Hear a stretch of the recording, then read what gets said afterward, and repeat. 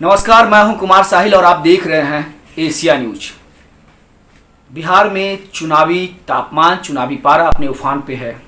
राजनीतिक दल अपने अपने तरह से इस जंग में लगे हुए हैं, इस लड़ाई में लगे हुए हैं। कौन कितना जनता को रिझाएगा, किसका मॉडल किसको भाएगा, ये भविष्य के गर्भ में है।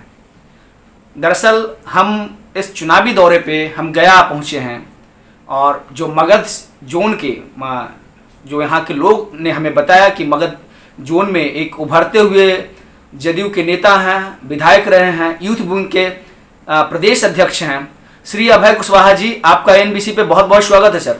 बहुत बहुत धन्यवाद साहिल जी।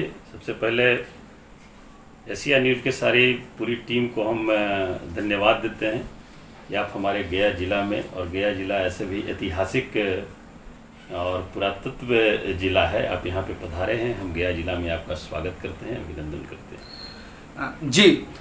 दरअसल मौसम चुनाव का है तो स्वागत के बाद हमारे सवालों की बौछार होगी। और ये पहला सवाल है कि अपोजिशन बहुत ही फ्रंट फुट पे खेलता हुआ दिख रहा है। तेजस्वी लगातार बयानबाजी कर रहे हैं। नीतीश कुमार जैसे अमूमन अपने स्वभाव के जाने जाते हैं, बहुत कम बोलते हैं। कैसे डील करेंगे सर आपको इसको? देखिए, यहाँ पर हमको डील नहीं करना है। ये बिहार की जनता ऑलरेडी 2005 से ही डील कर रही है। बिहार की महान जनता डील कर रही है, और कोई कितनों भी फ्रंट पर आकर के खेले या कुछ भी खेले, बिहार की जनता माननीय नेता नीतीश कुमार जी में आस्था और विश्वास रखते हुए 2005 से उन पर विश्वास रखे हुए हैं। और आने वाला 2020 का जो चुनाव है उसमें कहीं पर से कोई लेकिन परंतु नहीं है। जिनको जितना लोग बोलना है वो बोलते रहें, और हमारी पार्टी, हमारे नेता, एनडीए गठबंधन के नेता हमारे नीतीश कुमार जी, वो काम में विश्वास रखते हैं और काम वो करते हैं। कौन क्या बोल रहा है, कौन क्या सुन रहा है, उससे कोई मतलब नहीं रखते हैं। आज हम आपको बता दें कि माननीय मुख्यमंत्री जी का कल गया का दौरा है। आप समझ सकते हैं कि गया में जो स्थिति थी, खास करके पेयजल की जो स्थिति थी, यहाँ का वाटर लेवल गर्मी के दिनों में बहुत ही नीचे चला जाता है। और स्थिति ये आ जाती थी कि कई को कॉलोनियाँ, वीआईपी कॉलोनी जैसे एपी कॉलोनी वगैरह, आपका बागेश्वरी का इलाका हो गया, पूरा एक इलाका मतलब गर्मी के टाइम में छोड़ देते थे लोग। और वैसी स्थिति में माननीय मुख्यमंत्री नीतीश कुमार जी गंगा का जल इस गया जिला में लाने का काम कर रहे हैं। और उसी परियोजना को देखने के लिए, शुभारंभ करने के लिए कल माननीय मुख्यमंत्री जी गया में आ रहे हैं। कभी गया वासी, मैं समझता हूँ सपने में भी लोग नहीं सोचे होंगे। लोग कहते नहीं है, कहावत नहीं है, उल्टी गंगा बहेगी। और माननीय नेता नीतीश कुमार जी ने, जो कभी लोग सपना में भी नहीं सोचा होगा कि गंगा का जल गया में हमें पीने को मिलेगा, कभी सपना में नहीं सोचा होगा।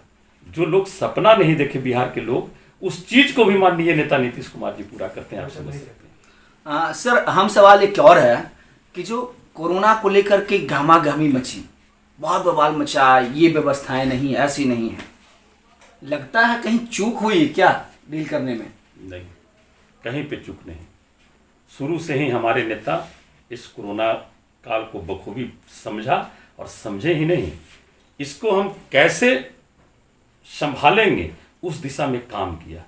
आप देख रहे हैं हमारा बिहार राज्य और अनेक, ये तो पूरे देश की बात है। आप देख लीजिए ना कि कोरोना पर लोग, जो बड़े बड़े जो प्रदेश हैं, जो अपने आप को कहते हैं बहुत विकसित प्रदेश हैं, वो कोरोना काल में कितना खर्च कर सके।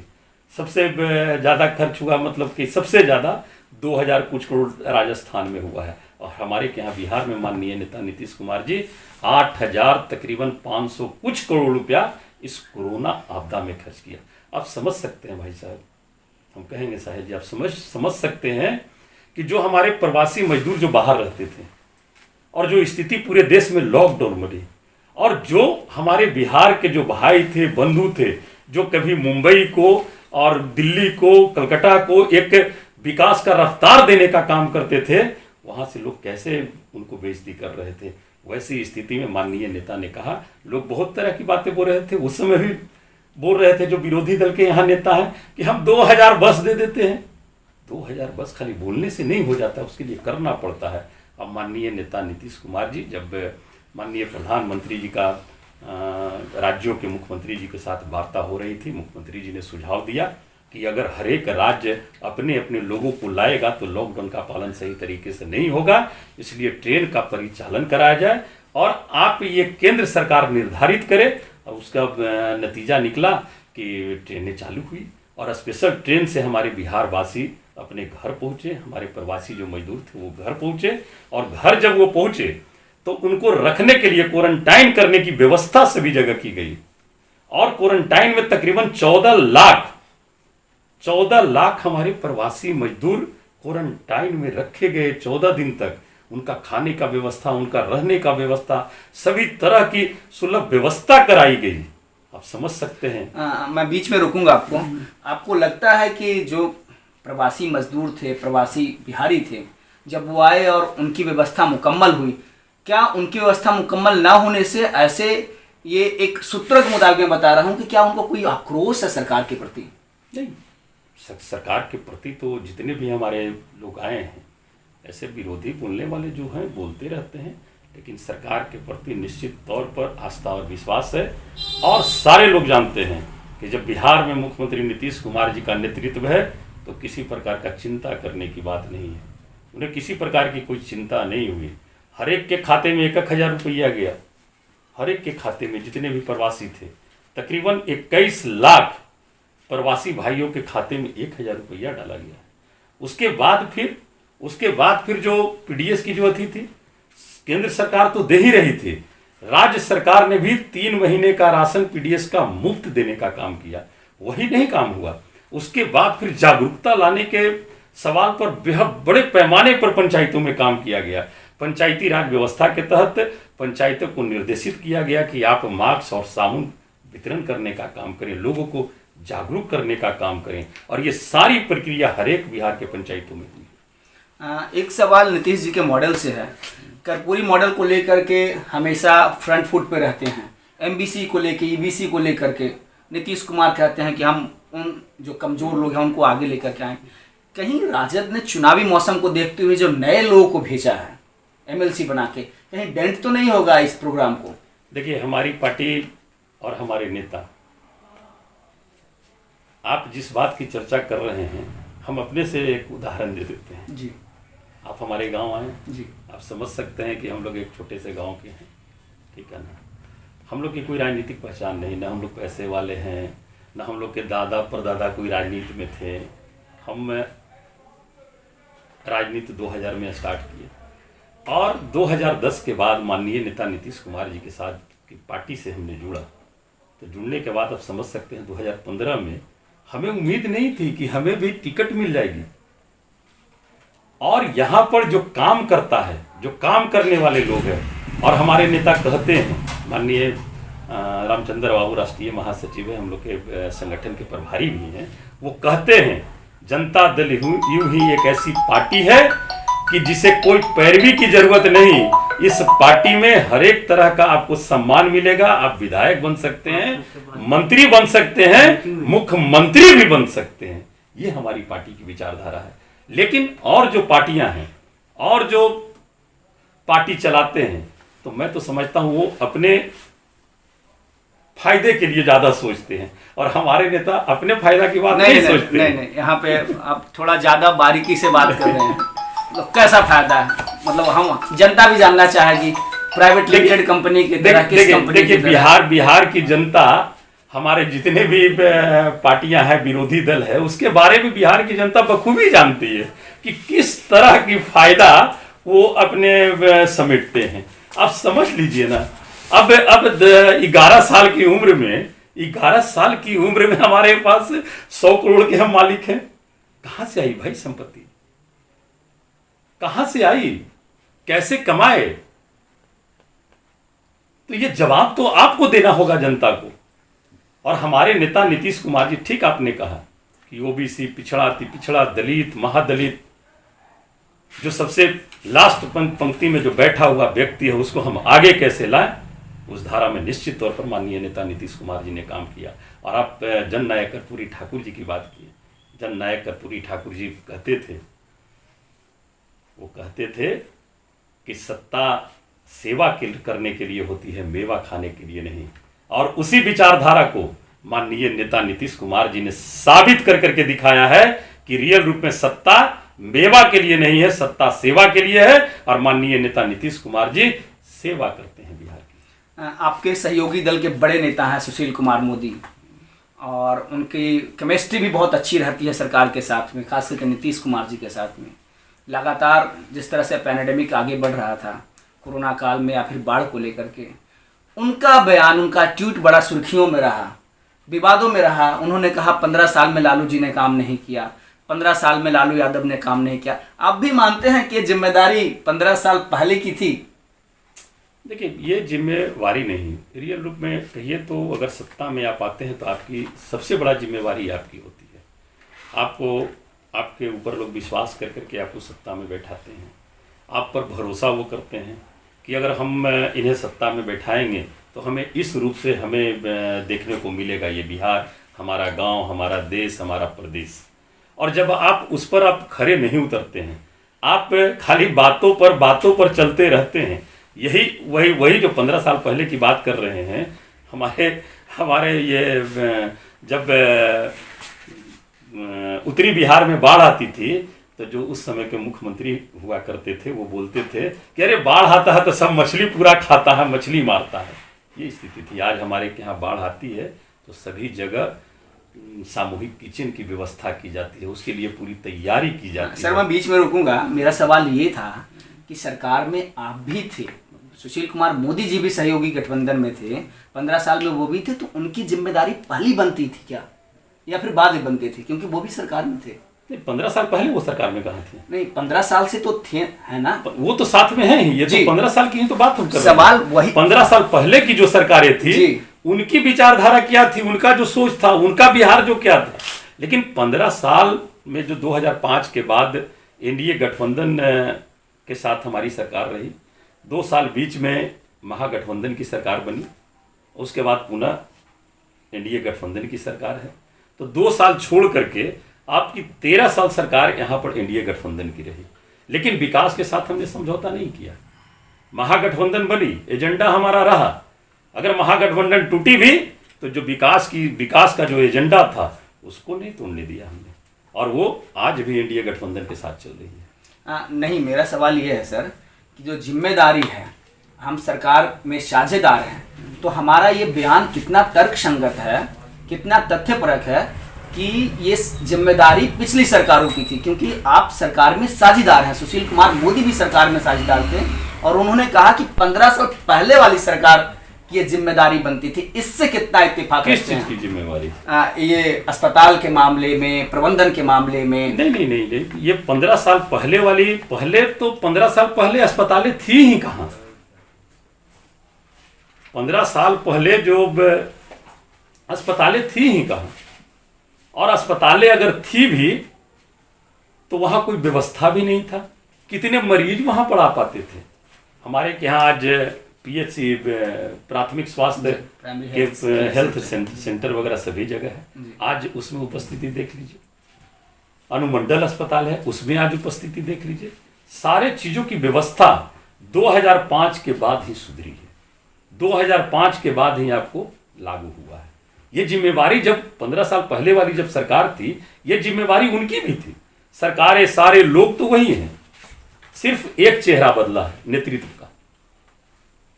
सिर्फ एक चेहरा के बदलने से इतना बड़ा परिवर्तन 15 सालों में बिहार में होना, ये कोई मामूली बात है क्या? मोदी जी प्रचंड मत के नायक बने हुए हैं।